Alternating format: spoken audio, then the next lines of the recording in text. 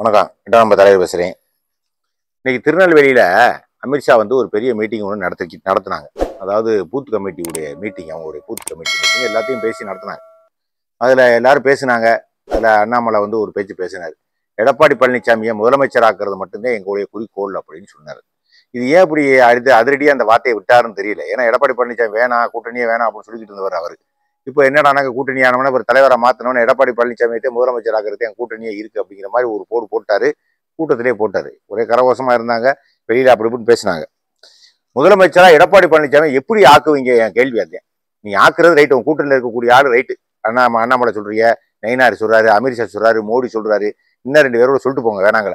முதலமைச்சரா அவர் எப்படி ஆக்குறது? அதான் நான் கேட்கறேன். வீடியோல அதானே போட்டுக்கிட்டே இருக்கேன். ஆக்க முடியாதியா, வர முடியாதுன்னு சொல்லிட்டு தானே இருக்கேன்.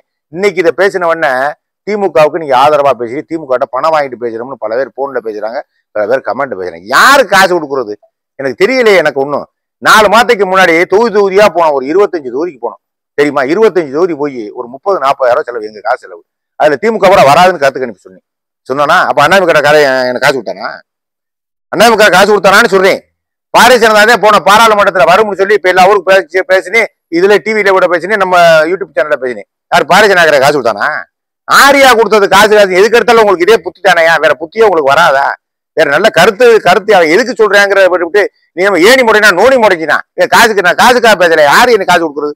காசுன்னு பேச நீ ஒரு யூடியூப் சேனல் வச்சு பாரு. உனக்கு அப்பத்தே தெரியும் எவன் காசு கொண்டாந்து கொடுக்குறேன்னு.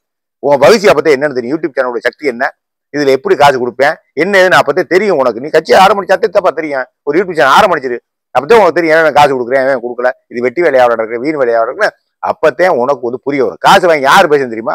8 மணிக்கு உட்காந்துக்கிட்டு இருக்கான் பாரு டிவியில, சன் டிவியில, தந்தி டிவியில வெட்டி வீம்பைய பேசிக்கிட்டு இருக்கான் பாரு. ஒரு 10 பேர் சாக போற கிழவனா பேசுறான் பாரு. அதான் காசு வாங்கிட்டு பேசுறேன். நான் எதுக்கு யார்ட்டியா காசு வாங்கினா? எனக்கு எதுக்கு? எனக்கு தனி இயக்கமியா, என் கொள்கை வேறையா? ஒரு நாளைக்கு பாரதிய நான் வாழ்த்துனேன், காங்கிரஸ்காரன் காசு கொடுத்தானா? ஒரு நாள் காங்கிரஸை வஞ்சி என்ன காங்கிரஸ் நம்ம பாரதிய ஜனதாக்காரன் காசு கொடுத்தானா? இப்ப திமுகவை போட்டிக்கிட்டு இருக்கேன், அண்ணாமிக்காரன் காசு கொடுத்தானா? இல்ல திமுக காரன் காசு கொடுத்தானா? யாரையா காசு கொடுத்தது? சீமான ஒரு நேரம் வஞ்சி சீமான வாழ்த்து. சீமா என்ன பெட்டி பெட்டியா வீட்டுல இறக்கிட்டு போனாரா பணத்தை? விஜய்க்கு 2 வீடு ஆதரவா போட்டேன், 2 வீடு எதிர்ப்பா போட்டேன். விஜய் அப்ப எனக்கு காசு கொடுத்தாரா? ஏன் ஒரு பொருளுடைய நான் பேசக்கூடிய தத்துவத்தை ஏன் புரிஞ்சுக்கிற மாட்டேங்கிறீங்க? சாதாரண காசு பணம் இதை பேசி என்னுடைய கருத்தை அடிவட்டு வச்சு புரியுங்களே, அதே சங்கடமா இருக்கு உங்களோட. எது உண்மையும் தெரியல, எது பொய்யும் தெரியல. பூரா கூறுவட்ட குப்பாய் ஆகி போனீங்க எல்லா பேருமே. மணப்புறம் கோயில 207 கோடி பதிக்கிறாங்க. அது ஒரு வீசு போய் 15 லட்சம் பேர் பாத்துக்கீங்க நாட்டுல. இந்த நாட்டுல எல்லாரும் படிச்சிருக்கீங்களா? மாடுகிட்டு வைக்கிறியா? ஏய் எல்லாரும் வர்த்தாடு மாத்திக்கிறீங்களா? என்ன பண்றீங்க? அதெல்லாம் பாக்குறாங்க. 270 கோடி பதுக்குறானா காலி கோயில்ல. இதுக்கெல்லாம் நீ கேட்க மாட்டேன். உண்மையா பேசி ஒரு பேச்சு பேசி ஒரு தர்க்கம் பேசிக்கிட்டு நான் இதே வரும் அதே வரும், இது வர முடியாது, இன்ன காரணத்தால் நான் சொல்லிக்கிட்டே இருக்கேன், திமுக காசு வாங்கிட்டு பேசுறேன்னா இதெல்லாம் பொழப்பாயா? அதெல்லாம் பேச்சாயா? அதெல்லாம் அசிங்கமா தெரியல. அதெல்லாம் எதுக்கியா? நமக்கு எதுக்கே அந்த வேலை பார்க்க போறோம் நாங்க? சரி இப்ப ஒவ்வொரு சொல்லிட்டாரு, அண்ணாமலை சொல்லிட்டாரு, நான் எடப்பாடி பழனிசாமி ஆக்க போறேன், முதலமைச்சர் ஆக்க போறேன். எப்படி ஆக்குவீங்கிறத என்னுடைய கேள்வி. எப்படி ஆக்குவீங்க? இன்னைக்கு எடப்பாடி பழனிசாமி வலுவா வைய ஆரம்பிச்சிட்டாரு. விஷய வலுவா ஆரம்பிச்சிட்டாரு. அதிமுக காரங்க பூரா வைகை செல்வன்ல இருந்து எல்லாரும் வைய ஆரம்பிச்சிட்டாங்க. அப்ப இதுல இருந்து என்ன தெரியுது? விஜய் அவங்க கூட்டணிக்கு வல்லைன்னு சொல்லிட்டாரு ஓப்பனா. குளிர் தட்டு குளிர் காய்ச்சல் ஆகி போச்சு அதிமுக காரனுக்கு பூரா.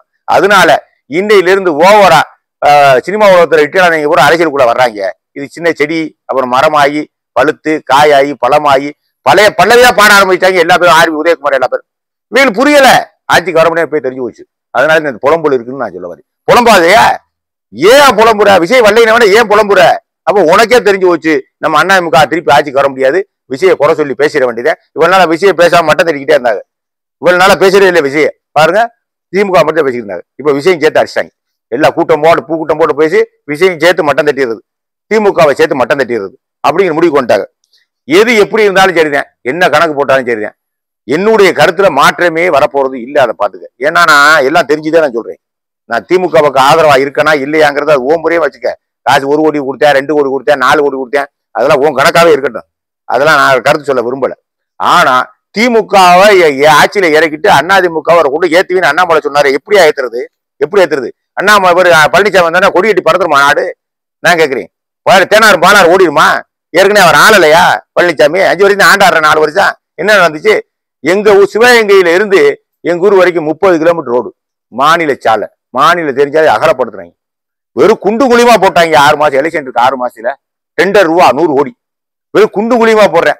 கலெக்டர் படம் எடுத்து போய் பெட்டிஷன் கொடுத்தோம். 50 பேர் கொடுத்தோம், 10 பேர் மதுசூதன் ரெட்டி தான் இப்ப கலெக்டர், சிவகங்கை மாவட்ட கலெக்டர் மதுசூதன் ரெட்டி. 50 பேர் எல்லாரும் பெட்டிஷன் கொடுக்குறது. என்ன ரோடு ஓடுற, என்ன வேற சல்லிய பரப்புற, என்ன தாரையே காணாம எங்கனா பள்ளமா கிடைக்க ஒரு மலையில பேர்ந்துருதையா, என்ன ரோடு ஓடுற அப்படின்னு சொன்னா கலெக்டர் பெட்டிஷன் தூக்கி அடுத்த வடகடைக்கு விட்டாங்க. இந்த ஆட்சி திருப்பி வரணுமாக்க. இவங்க என்ன வாழுது, இவங்களும் வடகடைக்கு தான் போகுது. இவங்களும் ரோடு நல்லாத்தான் போடுறது, திமுகவும் நல்லாத்தான் போடுறது இல்லை. அதிமுக எப்படி அது மாதிரி மாறி மாறி நீங்க இந்த கருத்துக்குள்ள ஏன் நீங்க வர்றீங்க? தேவன் அவர் வந்து தேனான் பாலார் ஓடிடுமா? இது வரைக்கும் அவர் ஆண்டதே இல்லையா? ஊழல்ல இது வரைக்கும் யார் யார் பேசியிருக்கா ஊழல? தமிழ்நாடு அரசியல ஊழலை பத்தி பேசுறதுக்கு ஆளே கிடையாது. எங்கேயா பேசுறாங்க ஊழல? ஏற்கனவே கொரோனா வழக்குல என்னாச்சு?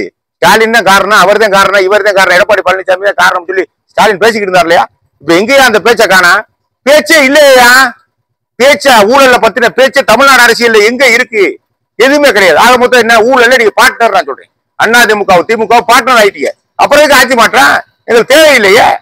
எவரு வேண்டாம், ராம அண்ணா ராவண அண்ணா எங்களுக்கு என்னத்துக்கு கை தட்டுறது? எங்களுக்கு தேவை மயிராது எங்களுக்கு. இல்ல நீ ஸ்டாலின் காசு வாங்கிட்ட, ஸ்டாலின் காசு வாங்கிட்டு எவன்ட்டு போடுற காசு நீ பாத்தியா? நீ பாத்தியாங்கிறீ. நான் பேசக்கூடிய பேச்சுல பொருளத்தை நீ கண்டுபிடிக்கணும். அதை விட்டுப்பட்டு ஏணி முறையா நோய் முறையக்கூடாது. அதெல்லாம் தப்பு, அதெல்லாம் தப்பு. நல்லா பேச்சுல தப்பு இருக்கா? நான் இன்னும் சவால் விட்டு சொல்றேன். திமுக வந்த தடவை ஆட்சியில இருந்து கீழே விழுத்தாட்டிட்டே நான் உனக்கு பொண்டாட்டியா இருக்கேன். இதுக்கு சம்மதமானு கேட்கிறேன். நீ இறக்கி போட்டு பாப்போம்.